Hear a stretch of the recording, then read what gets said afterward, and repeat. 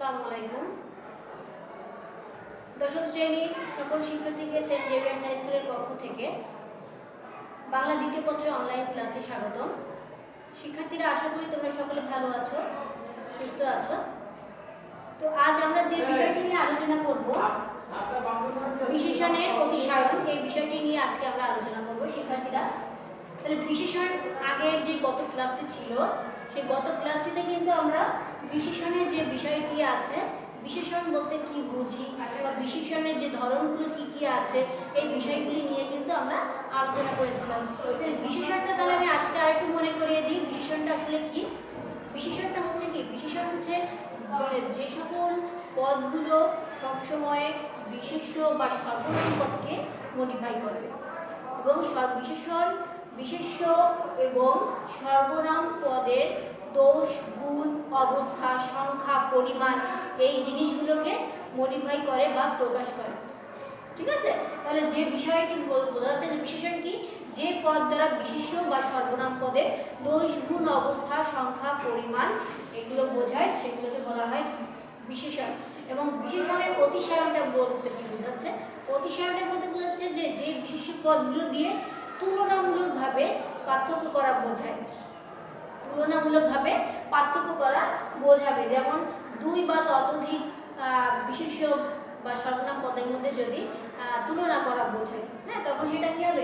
অতিশয়ন হয়ে যায়। যেমন দুইজনের মধ্যে যদি তুলনা করা হয়, যেমন রহিমের থেকে করিম বেশি বুদ্ধিমান, এই যে দুইজন ব্যক্তির মধ্যে কি করা হচ্ছে? বিশেষ্য পদের মধ্যে তুলনা করা হচ্ছে। এই তুলনা, এটাকে বলা হবে কি? অতিশয়ন। তাহলে বিশেষণের অতিশয়ন বলতে কি, বিশেষ্য পদ দিয়ে দুইটি বিশেষ্য পদের কি হবে? দুইটি বা তারও বেশি, বহুর মধ্যেও হতে পারে, আবার দুই বা ততোধিক পদের মধ্যে কিন্তু কি হবে?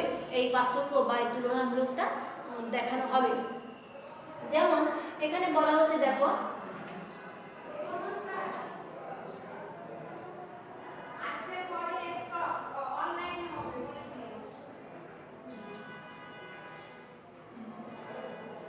যমুনা দীর্ঘ নদী, পদ্মা তার থেকে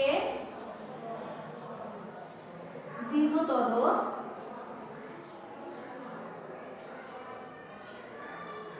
তবে মেঘনা বাংলাদেশের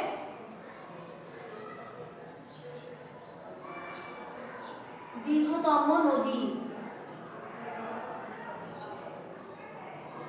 তাহলে এখানে দেখো কয়টি বিশেষ্য পদ। এখানে দেখো, যমুনা একটি নদীর নাম, বিশেষ্য পদ; পদ্মা একটি নদীর নাম, বিশেষ্য পদ; মেঘনা একটি নদীর নাম, বিশেষ্য পদ। অর্থাৎ এই তিনটা বিশেষ্য পদের মধ্যে তুলনা করা হচ্ছে। তুলনা করতে গিয়ে আমরা কি বিশেষ পাচ্ছি? দেখো, বিশেষণটা কি আসছে? দীর্ঘ, অর্থাৎ নদীর অবস্থাটা বোঝাচ্ছে, কোন নদী কতটুকু কেমন দীর্ঘ, সেই জিনিসটা বোঝাচ্ছে। তার দীর্ঘ এখানে কোন পদ? বিশেষণ। এখানে দীর্ঘতর বিশেষণ, আবার এখানে দীর্ঘতম বিশেষণ। তাহলে এটা কি বলছে? এই বিশেষণের অতিশয়ন, অর্থাৎ একটি বিশেষ্য পদকে কিভাবে একাধিকভাবে তুলনামূলকভাবে এটাকে বৃদ্ধি করা যায়, তাই না? এটাকে বলা হচ্ছে কি? বিশেষণের অতিশয়ন। এখানে বলছে যে বাংলা শব্দের ক্ষেত্রে এবং সংস্কৃত শব্দের ক্ষেত্রে এই বিশেষণের অতিশয়নটা সাধারণত দেখা যায়। কি বলছি? বলছি যে বাংলা শব্দ এবং সংস্কৃত শব্দের ক্ষেত্রে এই বিশেষণের অতিশয়নটা দেখা যায়, এবং এই ধরনের যে অতিশয়নগুলো দেখা যায়, এই অতিশয়নটা যখন হবে তখন হতে পারে সেটা দুইটি বিশেষ্য পদের মধ্যে, অথবা বহু বিশেষ্য পদের মধ্যে তুলনাটা হতে পারে। তুলনাটা কয়টা পদের মধ্যে হতে পারে? দুইটি ভাবে। একটি হচ্ছে দুইটি বিশেষ্য পদের মধ্যে হতে পারে, আর একটি হচ্ছে বহু বা অনেক বিশেষ্য পদের মধ্যেও কিন্তু এই তুলনাটা হতে পারে। যখন দুইটি বিশেষ্য পদের মধ্যে তুলনা বোঝাবে, তখন কি কি ব্যবহার করা হবে?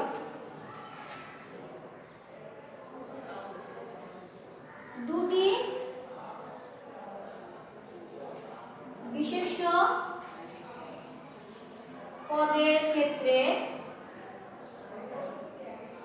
যখন দুটি বিশেষ্য পদের ক্ষেত্রে তুলনা করা বোঝায়, তখন কি কি ব্যবহার করতে হতে পারে? হইতে, হতে, চাইতে, চেয়ে, অপেক্ষা, এই ধরনের যে বিশেষ্য পদ এগুলো রয়েছে এই ধরনের বিভক্তিগুলো ব্যবহার হতে পারে। এবং যখন এই ধরনের ব্যবহার করা হবে সেক্ষেত্রে প্রথমটিতে সাধারণত ষষ্ঠী বিভক্তি ব্যবহার করা হয়। যেমন এখানে প্রথমে কি বললাম যে করিমের চেয়ে বা থেকে রহিম বুদ্ধিমান। এখানে কি বলছি যে করিমের চেয়ে রহিম বুদ্ধিমান, তার মানে কি এখানে দুটো বিশেষ্য পদের মধ্যে তুলনা করা হচ্ছে। কয়টি বিশেষ্য পদ? এখানে দুটি বিশেষ্য পদ, কি কি? করিম এবং রহিম, এই দুটি পদের মধ্যে বিশেষ তুলনা করা হচ্ছে। এবং এখানে বিভক্তি কোনটা ব্যবহার করা হচ্ছে? এই চেয়ে। এবং আরেকটি হচ্ছে এক্ষেত্রে দুটির মধ্যে যখন ব্যবহার করা হবে তখন এক্ষেত্রে কিন্তু এই যে প্রথম যে বিশেষ্য পদটি রয়েছে এখানে কিন্তু একটি ষষ্ঠী বিভক্তি ব্যবহার করা হবে। কি ব্যবহার করা হবে? ষষ্ঠী বিভক্তি ব্যবহার করা হবে। এবং আরেকটি আছে যে যখন আমরা অধিক পরিমাণে যখন অতিশয়ন বোঝাবে, এই যে করিমের চেয়ে রহিম, যখন এই বুদ্ধিমান বলছি, যখন এই তুলনাটা আরো বেশি যখন বোঝাবে তখন কি হবে? করিমের চেয়ে রহিম অধিক বুদ্ধিমান বা অনেক বুদ্ধিমান। অনেক, এই অনেক শব্দটি দিয়ে কি হবে? এখানে অতিশয়নের মাত্রাটাকে বাড়িয়ে দেয়। অতিশয়নের মাত্রাটাকে কি করে? বাড়িয়ে দেয়, যেটা শুধুমাত্র বাংলা শব্দের ক্ষেত্রে যে অতিশয়ন আছে এক্ষেত্রে এটা ব্যবহার করা হয়। তাহলে কি বলছি যে বাংলা শব্দের ক্ষেত্রে যখন আমরা অতিশয়ন ব্যবহার করব সেক্ষেত্রে কি হবে? তখন দুটি বিশেষ্য পদের মধ্যে যখন আলোচনা বা পার্থক্য নির্ণয় করা হবে বা অতিশয়ন যখন ঘটাতে হবে তখন কি করতে হবে? তখন হইতে, হতে, চাইতে, চেয়ে, অপেক্ষা এই ধরনের পদগুলো ব্যবহার করা হয়ে থাকে। এবং কি বলছে? প্রথম যে বিশেষ্য পদটি হবে সেক্ষেত্রে কি হবে? এই যে ষষ্ঠী বিভক্তি ব্যবহার করা হয়। ষষ্ঠী মানে কি? র এর, তাই না? আর সপ্তমীতে আছে এ অন্তঃস্থতে, তো এই ষষ্ঠী বিভক্তি ব্যবহার করা হবে কোথায়? প্রথম বিশেষ্য পদটিতে। এবং আরেকটি বলা হচ্ছে যে যখন এই বিশেষণ, অর্থাৎ এখানে বিশেষণ কোনটা? বিশেষণ কিন্তু বুদ্ধিমান। এবং এই বিশেষণটাকে যখন আরো অতিশয়ন যদি করতে হয়, অতিশয়ন করতে গেলে যে চেয়ে তো ব্যবহার করেছে, কিন্তু অধিক যদি অতিশয়ন করতে হয় তখন সেটা এখানে অনেক, অনেক ব্যবহার করা হচ্ছে। অনেক, বেশি বা খুব, এই ধরনের যে শব্দগুলো বিশেষণগুলো আছে সেই বিশেষণগুলো এখানে ব্যবহার করা হয়। আরেকটা বলছে কি? দুটি বিশেষ্য পদের ক্ষেত্রে হচ্ছে। আরেকটা বলছে কি? যে বহু, বহু বা বহু বিশেষ্য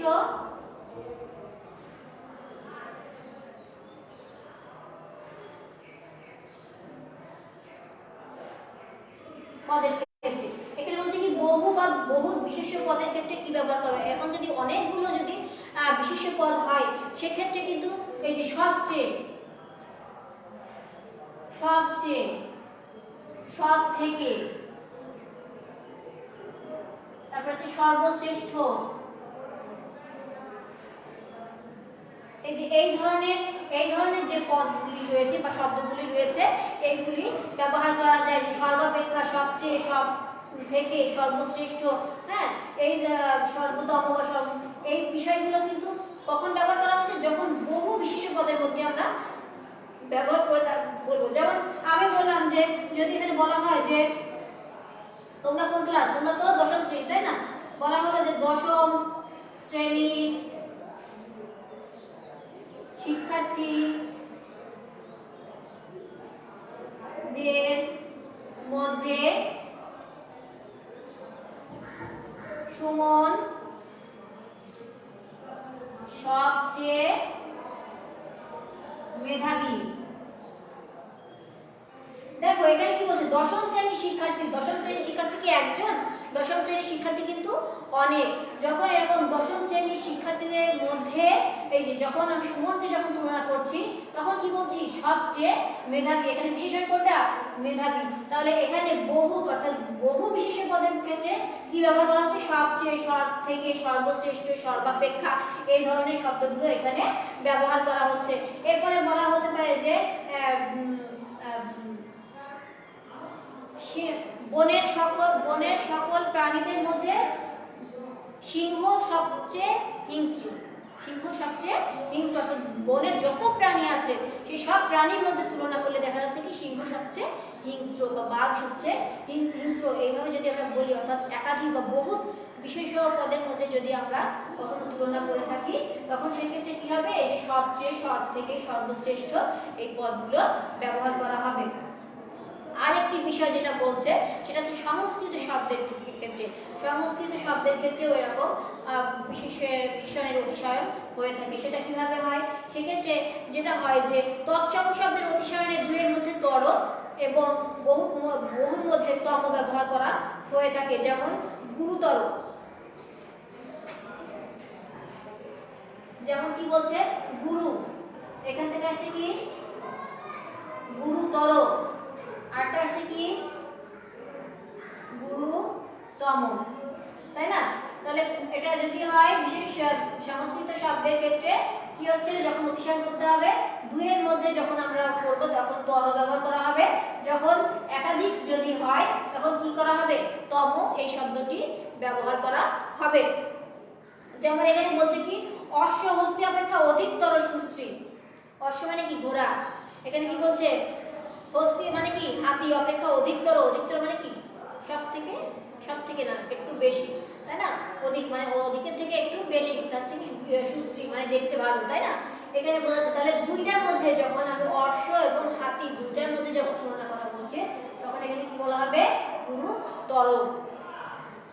এরপরে বলছে কি বহুর মধ্যে অতিশয়নে তুলনীয় বস্তুর উল্লেখ না করে তম ব্যবহার করা যায়। যেমন মেঘনা বাংলাদেশের দীর্ঘতম নদী, অর্থাৎ এখানে সব নদীর কথা উল্লেখ করা লাগছে না, হ্যাঁ, অর্থাৎ এখানে নির্দিষ্ট করে বিশেষ্য পদকে সব বিশেষ্য পদকে একসাথে না নিয়েও কিন্তু কি বলছে মেঘনা বাংলাদেশের দীর্ঘতম নদী, অর্থাৎ মানে কি নদীগুলোর মধ্যে বাংলাদেশের যত নদী আছে সব নদীগুলোর মধ্যে মেঘনা কি দীর্ঘতম, অর্থাৎ সব নদীর সাথে তুলনা করা হচ্ছে বলে সেখানে কি বলা হচ্ছে দীর্ঘতম। আর একটা বলতে বোঝাচ্ছে যে তৎসম শব্দের অতিশয়নে দুইয়ের মধ্যে তুলনায় ইরস প্রত্যয় এবং বহুর মধ্যে ইষ্ট প্রত্যয় যুক্ত শব্দ ব্যবহার করা হয়। যেমন কি লঘিষ্ঠ, কনিষ্ঠ, তাই না? এই ধরনের শব্দগুলো কিন্তু অতিশয়নের ক্ষেত্রে ব্যবহার করা হয়। তো শিক্ষার্থীরা আমরা যে বিষয়টি আজকে আমরা দেখব মূলত এই এতটুকুই, আমরা বিশেষণের অতিশয়নটা আসলে কিভাবে হচ্ছে সেই বিষয়টি আমরা আজকে একটু আলোচনা করলাম। তো তোমরা এই বিষয়টি নিয়ে কিন্তু বাড়িতে যে তোমাদের মূল বইটি রয়েছে সেই বইটি নিয়ে একটু আলোচনা করবে। খুব বেশি আমরা এক দিনে করব না, সব যদি একদিনে আমরা বেশি দিই তাহলে হয়তো বুঝতে কষ্ট হবে বা মনে রাখতেও কষ্ট হবে। তাই আমরা অল্প কিছু শব্দের মধ্যে মনে রাখবো যে বিশেষণের অতিশয়নটা কি, যখন বিশেষণ পদ দিয়ে যখন একাধিক দুই বা ততোধিক পদের মধ্যে যখন তুলনা বোঝাবে তখন কি ধরনের শব্দ ব্যবহার করা হয় সেটাই হচ্ছে কি বিশেষণের অতিশয়ন। এবং এই বিশেষণের অতিশয়নটা দুইভাবে হয়, একটা হচ্ছে বাংলা শব্দের ক্ষেত্রে আর একটা বিশেষণের সাথে সংস্কৃত শব্দের ক্ষেত্রে ব্যবহার করা হচ্ছে, তাই না? এবং কি বলা হচ্ছে যে বাংলা শব্দের ক্ষেত্রে যখন আমরা ব্যবহার করব তখন দুটি বিশেষ্য পদের মধ্যে হয় ব্যবহার করা হবে, আর তা না হলে বহু বিশেষ্য পদের মধ্যে। বাংলা শব্দের ক্ষেত্রে সাধারণত দুইভাবে ব্যবহার করা হয়, কি দুইটা বিশেষ্য পদের মধ্যে তুলনা করা হয় অথবা বহুত পদের মধ্যে তুলনা করা হয়। যখন দুটি বিশেষ্য পদের ক্ষেত্রে তুলনা করা হবে তখন কি বসবে, হইতে, হতে, চাইতে, চেয়ে, অপেক্ষা এই ধরনের শব্দগুলো ব্যবহৃত হয়। এবং যেমন এখানে বলছে করিমের চেয়ে রহিম বুদ্ধিমান, আমরা প্রথমে বলেছিলাম, কিন্তু বলেছিলাম কি এই ক্ষেত্রে কিন্তু দুইয়ের মধ্যে যখন আমরা তুলনা করব সেই তুলনায় প্রথম যে বিশেষ্য পদটি হবে তার সাথে ষষ্ঠী বিভক্তি ব্যবহার করা হবে এবং মাঝখানে কি ওই যে হইতে থেকে চেয়ে এগুলো ব্যবহার করা হবে। এবং আরেকটা কি বলছে যে দুইয়ের মধ্যে যখন তুলনা করা হবে সেই তুলনাটায় অধিক পরিমাণে অতিশয়ন করাতে গেলে তখন কিন্তু বিশেষের আগে অনেক, খুব, বেশি এই ধরনের শব্দগুলো ব্যবহার করা হয়ে থাকে। আরেকটা কি বলছে যে বহু বা বহু বিশেষ্য পদের ক্ষেত্রে সব ব্যবহার করা হয় সবচেয়ে, সর্বত্র, সব থেকে, সর্বশ্রেষ্ঠ, সর্বাপেক্ষা এই বিষয়গুলো কিন্তু ব্যবহার করা হয়। যেমন দশম শ্রেণীর শিক্ষার্থীদের মধ্যে সুমন সবচেয়ে মেধাবী, অর্থাৎ দশম শ্রেণীর শিক্ষার্থী একজন না অনেক, তাই না? তাহলে অনেক বিশেষ্য পদের মধ্যে যখন একজনকে নির্দিষ্ট করে যখন বলবে গুণ বা অবস্থা বোঝাবে তখন সেটা ক্ষেত্রে কি সবচেয়ে ব্যবহার করা হবে, তাই না? এই ধরনের অতিশয়নযুক্ত পদগুলো আমাদের বাংলা ভাষায় কিন্তু ব্যাপকভাবে ব্যবহৃত হয়।